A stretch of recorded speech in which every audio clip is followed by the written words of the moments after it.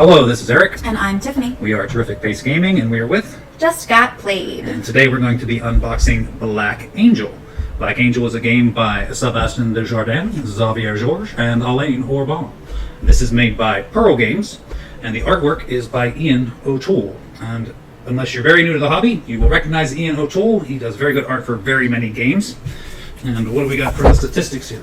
Well, we know that it's for 1 to 4 players that are ages 12 and over, and it's going to take you 60 to about 120 minutes to play this game. So make sure you set aside an hour or two for the play. If you're us, 4.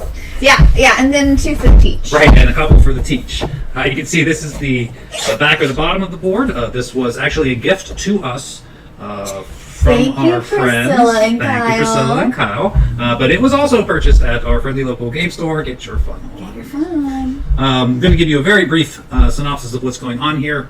So basically, Earth is, I don't know, dying or destroyed or something. So the factions of Earth got together, built a big old ark ship. It doesn't actually have any people on it, but it's got like all the DNA and things to start civilization on some other planet somewhere. So this is basically the game of getting there.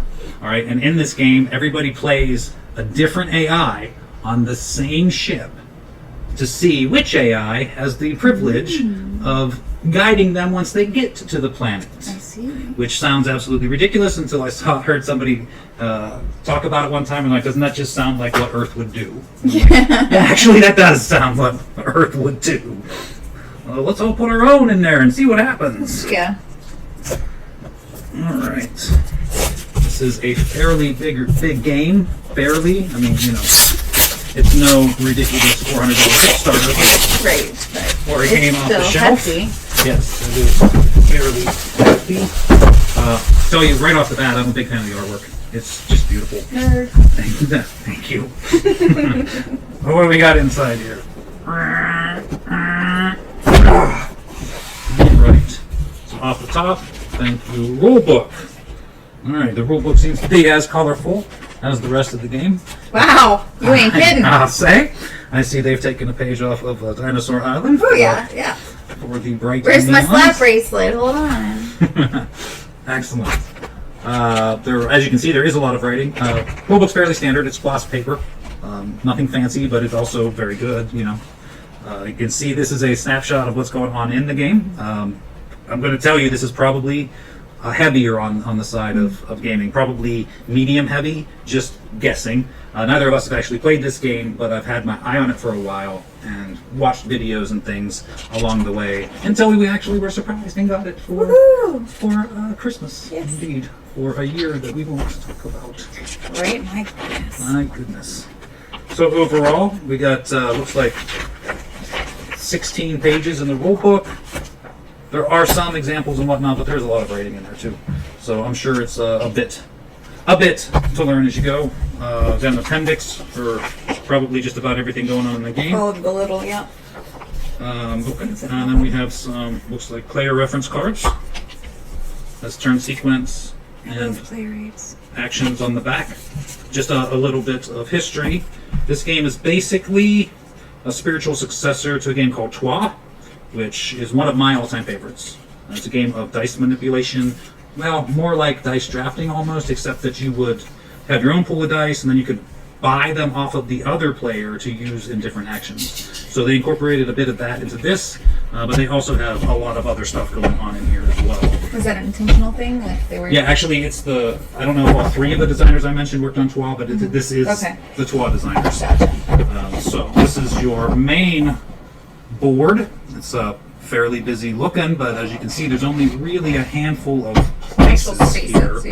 Yeah, with a whole lot of corresponding, it looks like stuff. Yes, stuff that I have no idea. Iconography that I don't understand. A whole lot of dice symbols and spaces on this side of the board. It's got this, I mean, you probably already like tracker that goes around the outside. Probably score, maybe. Yeah. It is double-sided, but this is more just like, this is the picture of the Black Angel. You know what I'm saying? Like, if you can see this ship from top-down view. So it's double-sided in as much as it has 2 sides. It has 2 sides. It is, in fact, 3-dimensional. All right, now I believe we're going to start the cavalcade of punch boards. Oh, goodness. Go ahead. I did one. You did one. Okay. 2 for me, 2 for you. Yes. Cavalcade of punch boards. I don't know that I'm familiar with that word. Punch boards? Cavalcade. Oh! So these, let's see if we can get another picture going on. I think it's on the bottom of the box. I'm going to reach across all the way. I'm pretty sure you got a good view of my head just there. But the space board is what these are made up of. And it basically, as you go, you take the furthest one out. So you might have space set up like this, and the ship's here. And then if you go here, like, it kind of moves them. Oh, I see, like this one. Back, from the front to the back. Wait, like this? Like that. Yes. Both of them. Both of them. So anyway, these would be like going back as you go through time, and then once it bumps off at the end, you go back up to the front kind of thing, and you see they're double-sided. So there's different kinds of events and happenings going on depending upon what's going on the spaceport, which is basically modeling as you're like flying through space, which is, as I was saying, like this board is you're flying through space and things are around you available to be done and happen. And then also, meanwhile, you have the main board, which is like inside the ship itself, taking care of things, fixing damage, things like that. Excellent. That's These are great punch boards, by the way. yeah, I'll say the ones I saw too. Like everything just kind of falls out. Yep. So kudos Really on nice, that. yep. The industry in general has just been a lot better with that in modern I times. agree. I think there's just been maybe more attention paid to. Yes, because they know how much we hate it when we end up stripping something. Oh my gosh, that's the worst material.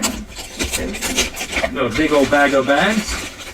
This looks like the stand for the actual Black Angel. I'm going to guess and say these are robots for player pieces. Cute. Because as I said, everybody's an AI, so to get anything done, you send robots out to do your work. Adorable. Oh my goodness. Although those seem to be the only 3 of them. Oh, no, there you go. One more. That's weird. I wonder if those are player colors or if they perform certain functions. I'm leaning maybe. more towards maybe not player colors. Yeah, I think maybe you're right. Those are maybe, let's see what the, just going to cheat at the components real quick. Yes. That's And those are 64 robot figurines in the player colors. In the player colors, okay. Those are interesting and color unique choices, options for choosing player colors. But You do you, boo. it's probably very colorblind friendly. Probably being so. that it's red, pink. They're over here. Oh yeah, sorry guys. Being that they are these colors. I'm not colorblind. You're color fine. Thank you, babe. I'm not colorblind. Neither is she. Someone who is would have to actually probably testify whether or not that actually helps. Right. This is the Black Angel itself, which looks rather strange if it's in the wrong orientation. It just looks like it's a very happy phoenix or something. Yay! Yay! But anyway, I guess it goes on this pedestal somehow. Right there, probably. Ooh. There it is. That's the Black Angel flying through space. You can't even see it. Well, it's space. It's dark. Sorry, you can't see You're it. not supposed to see it. That's true, right? We're just going to very stealthily go to a new planet. Very cool. Okay. Oh no! Oh, I fell down. We lost all that. We have a bag of pastel dice, just in case you want some for Easter, as it were. Easter. A giant bag of bags. Thank you, bag of bags. And then these are clear red cubes. And these are, little gems. Ooh, they look the like little diamonds. Fancy. They're my best friends. I have a feeling we got actual diamonds on ours, babe.